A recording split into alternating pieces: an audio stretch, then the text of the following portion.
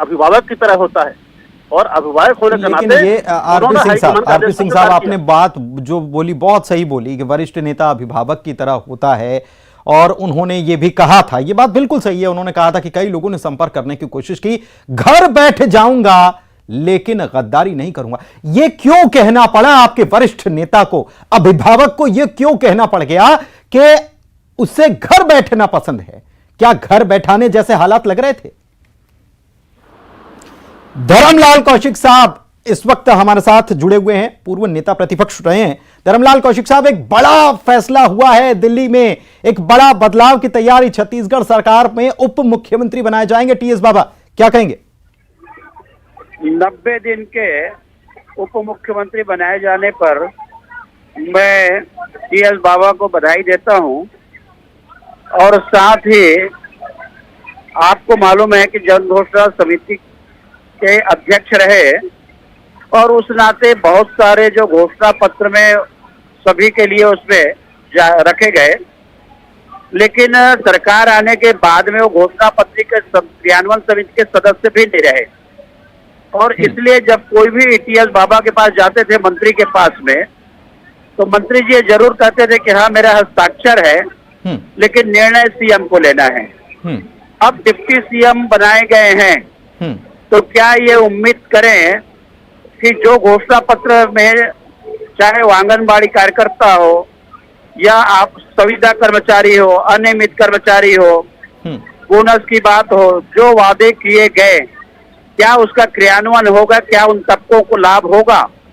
और यदि लाभ होगा तो 90 दिन के डिप्टी सीएम बनाए जाने का लाभ उन लोगों को मिलेगा।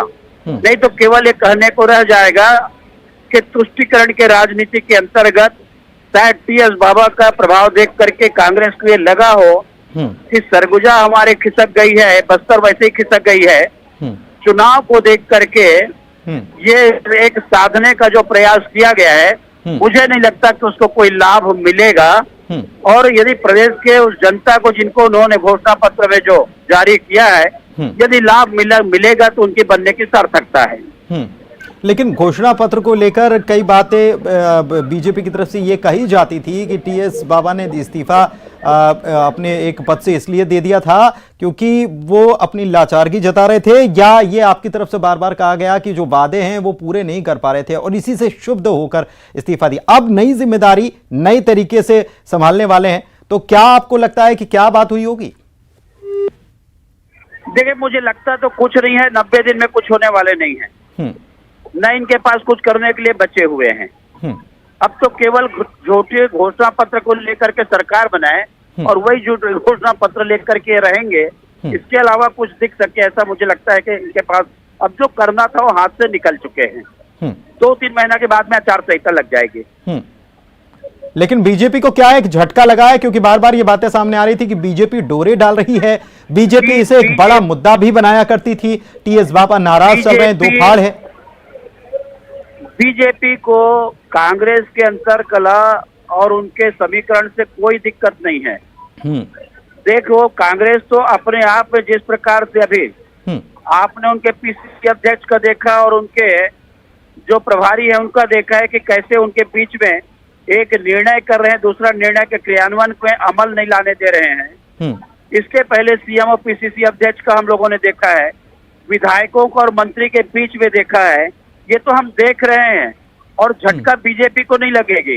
ये जो साधने का प्रयास किया जा रहा है, मुझे नहीं लगता कि अब साधने से कि इनको कांग्रेस को कोई लाभ मिलेगा, ऐसे मुझे दूर दूर तक संभावना दिखाई नहीं दे रही। लेकिन आप किस नजरिए से इसको देखते हैं? 2.5 साल का फॉर्मूला, वो भी मुख्यमंत्री पद के लिए, और अब उप मुख्यमंत्री, वो भी आप ही ने कहा कि 90 दिन के। हाँ, 90 दिन के हैं। मैंने कहा कांग्रेस तुष्टीकरण की राजनीति करते हैं, तो एक कहा गया होगा कि चलिए आदेश है आप बन जाइए, आपका सम्मान बचा रहे, लेकिन ये 90 दिन में होना क्या है? लेकिन उसके बाद में मैं बाबा को 90 दिन के डिप्टी सीएम के लिए बधाई देता हूँ कि उन्होंने जो स्वीकार किया है, और क्या आगे कर सकते हैं यह तो हम लोग को मालूम है, आपको भी मालूम है, लेकिन उनकी यदि संतुष्टि है तो कोई बात नहीं। जय और वीरू की जोड़ी वापस आ गई, और ये कहा जा रहा था कि जय और वीरू की जोड़ी ने ही पिछला चुनाव 2018 का चुनाव जो है वो इतने भारी अंतर से जीता था। एक बार फिर से ये जोड़ी कमाल करने वाली है क्या? कांग्रेस की जमीन खिसक गई है। हम्म, सर लगभग निपट चुके हैं कांग्रेस। जो लग रहा था कि सरगुजा में इनको कि साधने के प्रयास में शायद कुछ बचा सके, मुझे नहीं लगता है जो भी साध ले अब कुछ बचाने के लिए इनके पास शेष हो। और इसलिए उसका जो लाभ सोच करके बनाए हैं ये मिलने वाला नहीं है। छत्तीसगढ़ की जनता इनके चेहरे को देख चुके हैं कि शराब को लेकर के किस प्रकार के ये लोग घोषणा करते हैं, बेरोजगारों को ठगने का काम कैसे इनके द्वारा किया गया है, ये सारी बातें जनता के सामने में है। लेकिन कौशिक साहब, मैं ये समझना चाह रहा हूं कि बीच में हम लोगों ने भी देखा था कि दिल्ली की दौड़ जब लगाई गई थी तब शक्ति प्रदर्शन जैसी चीजें भी हमने देखी थी कि शक्ति प्रदर्शन हुआ था, और इस बीच ये बदलाव हो जाना, तब की स्थिति और अब की स्थिति कैसे मान गए, क्या लग रहा आपको?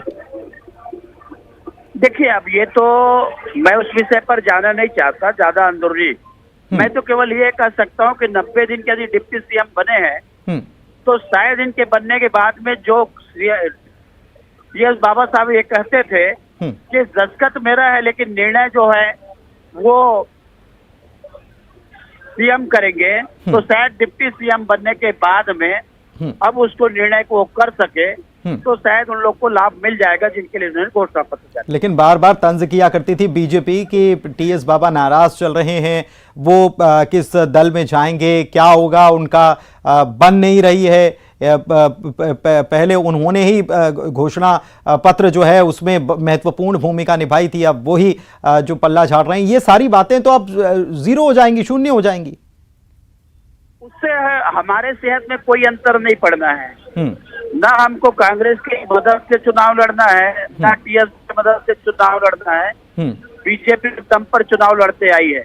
नहीं, लेकिन कहीं ना कहीं जो डिफरेंसेस बने हुए थे उसका फायदा तो बीजेपी को मिलता है, जो शायद नहीं मिल पाएगा। इस बार फिर हम लोग चाहिए एक हो जाए, लग रहा है हमको अंतर नहीं पड़ना है।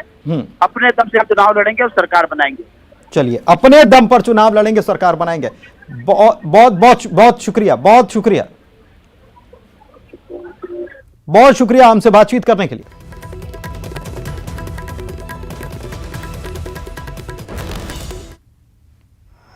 तो इस वक्त की बड़ी खबर, और ये लाइव तस्वीरें आपको दिखा रहे हैं, ये एयरपोर्ट से लाइव तस्वीरें आपको दिखा रहे हैं।